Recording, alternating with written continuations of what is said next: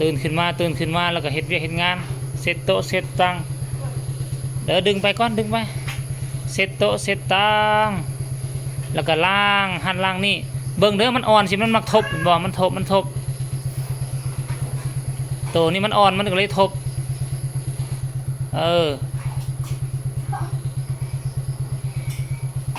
นี่มันสิทันแห้งแล้วบ่เฮ้อมันบ่ยาวกว่าเก่าแล้วเนาะมันบ่คือน่ะกาวทอน้ำได้มันแห้งไวอันนี้มันเป็นกาวนี่ก็แห้งไวอยู่นะอันนี้ก็แห้งไวอยู่เด้เห็นคือเขาใส่น่ะตีนรถมันก็แห้งไวอยู่เด้บ่ต้องบีบหัวมันแล้วก็แล้วนะมันก็บ่รุดน่ะคันว่าบีบหัวแล้วมันก็รุด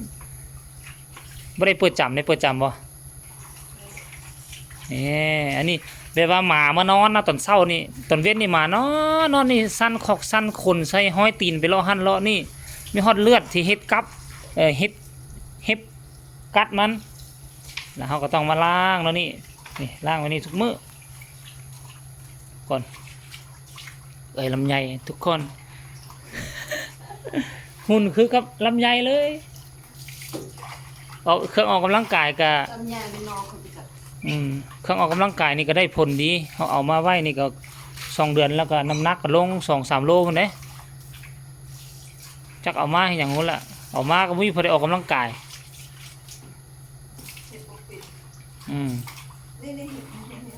เห็บน้อยเห็บใหญ่เห็บลายแท้ลายว่าทุกคนเอ้ย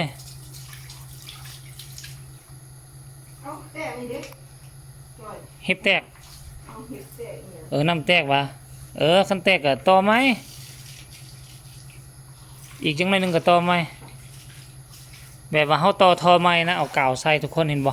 ทอสีขาวสลับกับทอสีเขียว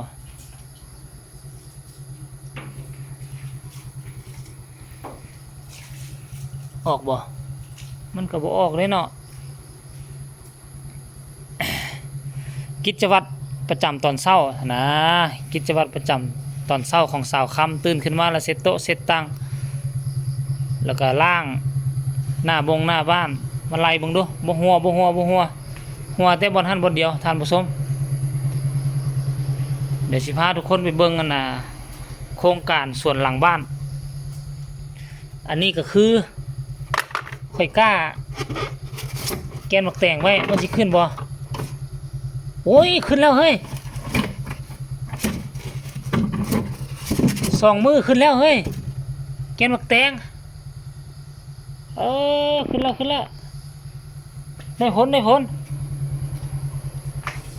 นี่เขียวตุ้มปุ่มติมปิมเย็นหมดทุกคนโอ้ยขึ้นแล้วเห็นบ่เฮ้ยกล้าแกนหมักแต่ง10 กว่าแกนน่ะ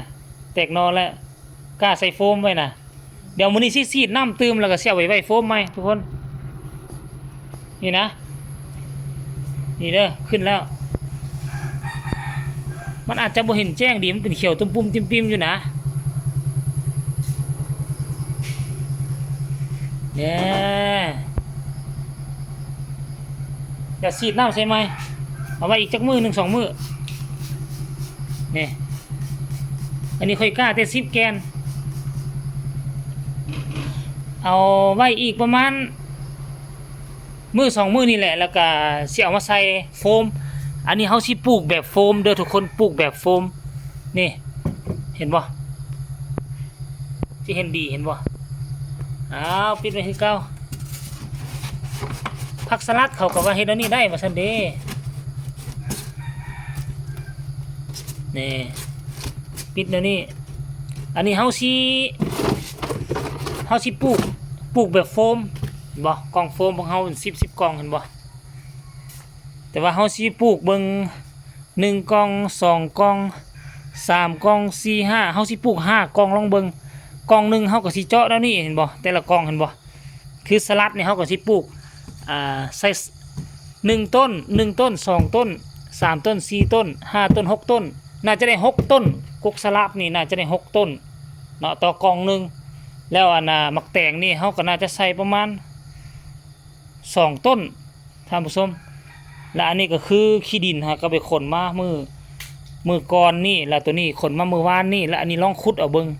แต่ว่าดินนี่บ่งามขุดแล้วก็สิไปขนอีกประมาณ 2-3 รถมาป่นใส่เฮาก็สิได้1นาน2นาน3 4แล้วก็ไล่ส่วนใหญ่เลยสิมามุ่งใส่กับอันนี้นี่ปลูกใส่กล่องโฟมเป็นครั้งแรกที่เฮาจะปลูกเนาะเขาบอกว่ามียา Aเบอร์หยังบ่ฮู้เฮาก็ลองปลูกเบิ่งว่ามันสิเป็นแนวใดเอาคลิปนี้ก็เป็นอีกคลิปนึงฝากไว้ก็แล้วกันฝากทุกคนกดไลค์กดแชร์เป็นกำลังใจให้พวกเรา2คนก็แล้วกันเนาะ